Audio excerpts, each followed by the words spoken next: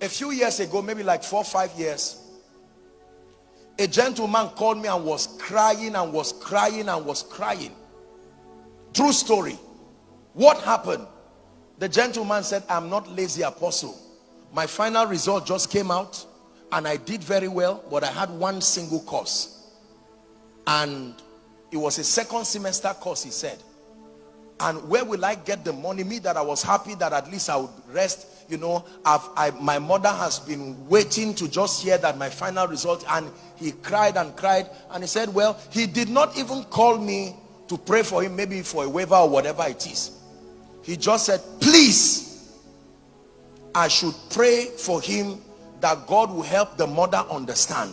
And then number 2, that God will open doors of favor.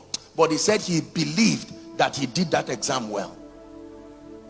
And I said, really? So, true story. I asked the person, I said, which school is that? Which university? And he mentioned the name. I said, which faculty? When he mentioned the name, I said, are you a serious student? He said, yes, this and that and that. And I told him, I said, all right, may God bless you. Whatever happens, call me. True story. Little did the gentleman know that I had prayed for someone in their faculty not too long. And I called the person. I said, please, I searched for the text the man sent to me to thank me. And when I found it, I said, please, sir, I know you respect God and you respect me. There is something I want to ask you for. He said, my apostle, what is it? And I said, there is this gentleman who called me, so and so is the name.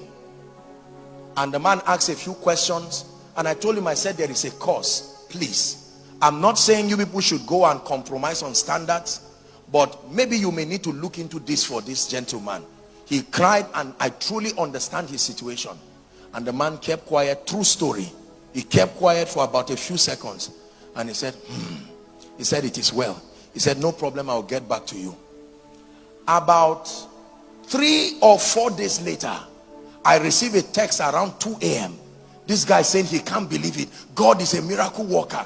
God is a this. God can wipe the tears of people. That, can I imagine? I think they gave them permission and said if it is a departmental course or something like that, they can waive it. And that they called him, and the person told him that he will not tell him who said this, but they should pray. And the person was saying, apostle, I don't know who God. And I kept quiet. When he finished, I told him, I said, make sure when God lifts you, you do the same for others. And the gentleman went.